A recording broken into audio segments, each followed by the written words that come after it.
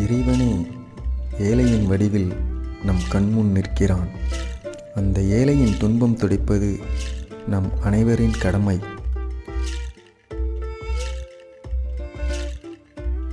வாழ்வில் மேல் நோக்கி உயர்த்துவது அனைத்தும் நன்மை.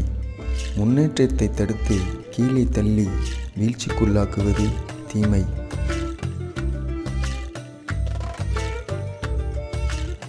மனதிற்குள் புதைந்திருக்கும் பரிபூர்ண தன்மையை வெளிப்படுத்துவதுதான் கல்வி. வெறும் புள்ளி விவரங்களை சேகரிப்பது கல்வியல்ல.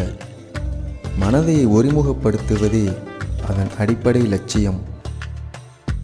ஒவ்வொரு மனிதனும் கட்டளையிடவே விரும்புகிறான். கீழ்ப்படிவதற்கு யாரும் தயாராக இல்லை. முதலில் கீழ்ப்படிய கற்றுக்கொள். கட்டளையிடும் பதவி தானாக வரும்.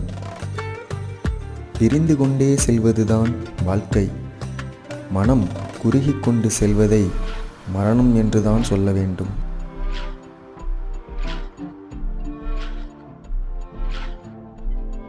இரக்கமுள்ள இதயம், சிந்தனை நிறைந்த மூளை, வேலை செய்யும் கைகள், மூன்றும் நமக்கு தேவை.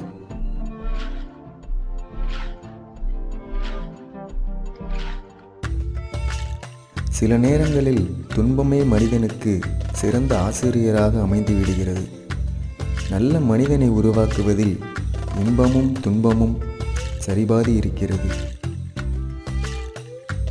நாம் அனைவரும் ஒளி தரும் விளக்குகள்தான். விளக்கு எரிந்து ஒளி காட்டுவதுதான் நம்முடைய வாழ்க்கை என கொள்ளப்படுகிறது. அன்பு ஒருபோதும் பிறரை குறை கூறுவதில்லை. பேராசைதான் பிறரை குறை சொல்லி மகிழ்கிறது. அதில் நேர்மையோ நியாயமோ இருப்பதில்லை. எனவே ஆசையை ஒதுக்குங்கள்.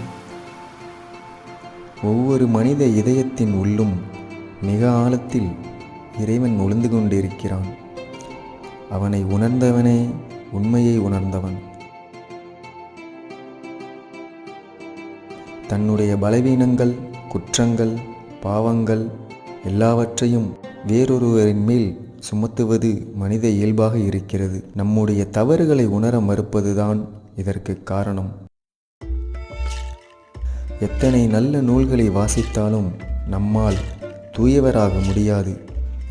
உண்மையை நாம் உணர வேண்டுமானால் தீவிரமாக சிந்திக்க வேண்டும். அப்போது மெய்யுணர்வு நம்முள் மலரத் தொடங்கும்.